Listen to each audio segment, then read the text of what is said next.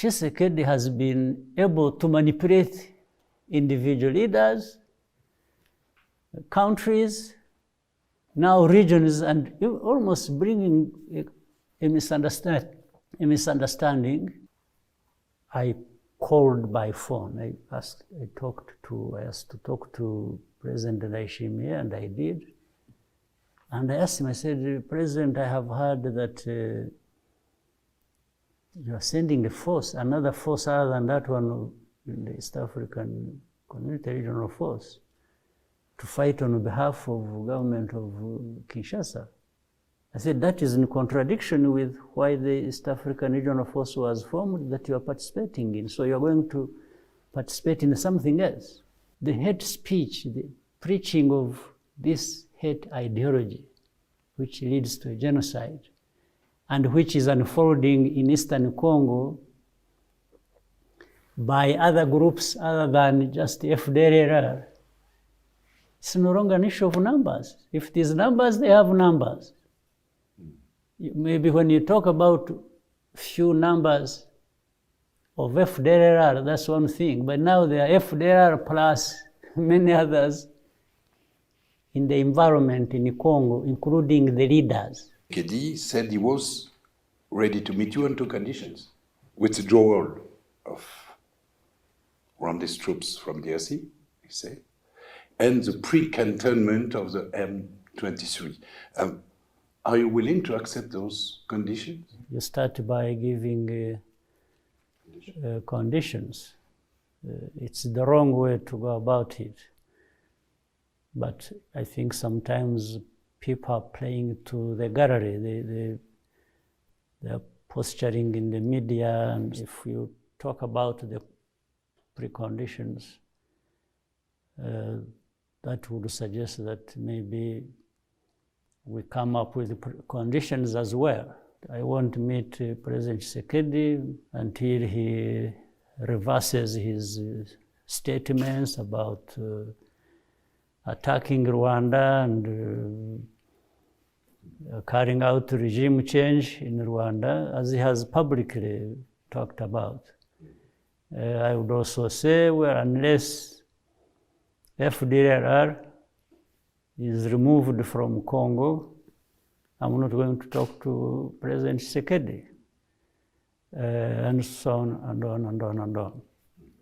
So this does not serve the purpose of bringing about peace. Do you recognize the presence of Rwandan troops in Eastern Congo? Why, in any case, would Rwanda be involved if it were? Meaning, I'm asking, those who are accusing Rwanda of being involved in DRC, or the forces of Rwanda being involved in DRC, I'm asking the same people, why do you think Rwanda would be involved in DRC? Would it be for fun? Is there fun that would put our forces on the ground in any situation, this time in Eastern DRC? So, and I'm saying this so that they don't escape the responsibility they have for why Rwandan forces would be in DRC if the forces were there. You see what I mean? I don't want them to achieve isolating or disaggregating the problem and simply sticking to the one of the forces of Rwanda, possibly in DRC, because that's what they would want to achieve. One part is internal, the other part is from outside. The internal one being the M23.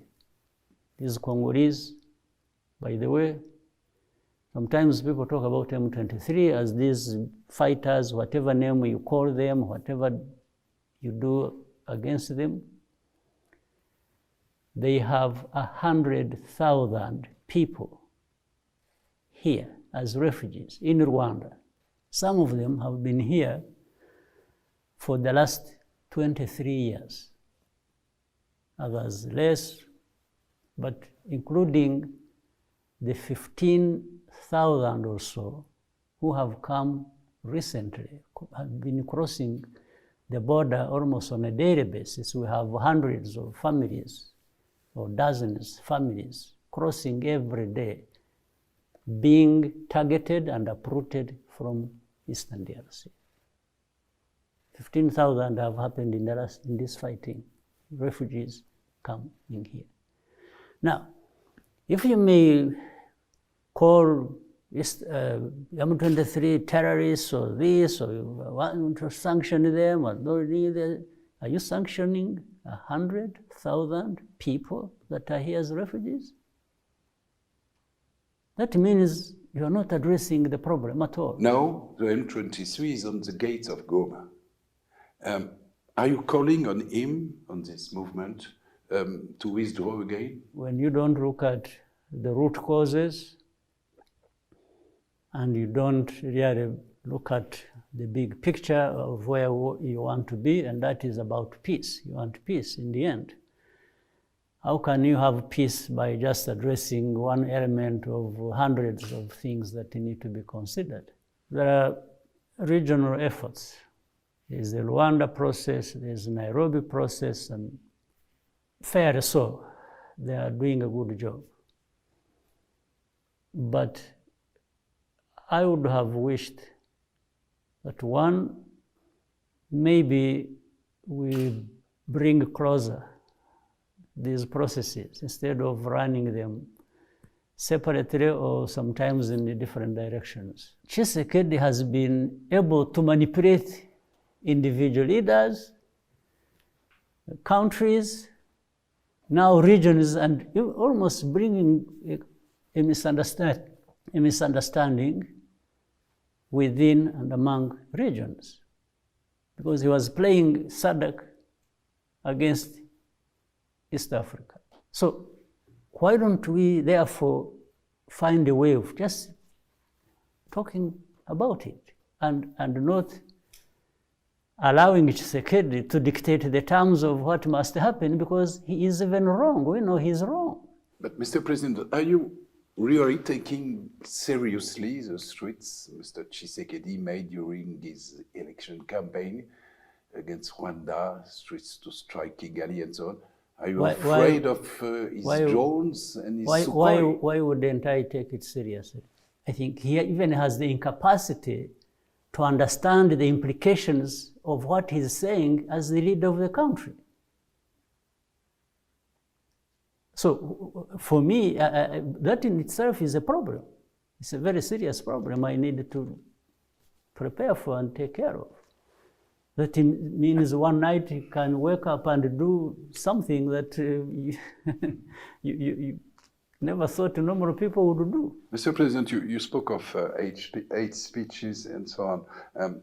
Do you think that that your government, that your people, the Rwandese people, has a particular duty of solidarity with, the M23, which is a Congolese rebel group, yes, Congolese, made up of Congolese Tutsis, and more generally, duty of solidarity with the community of Congolese Tutsi, which we say is victim of ethnic cleansing and hate speeches.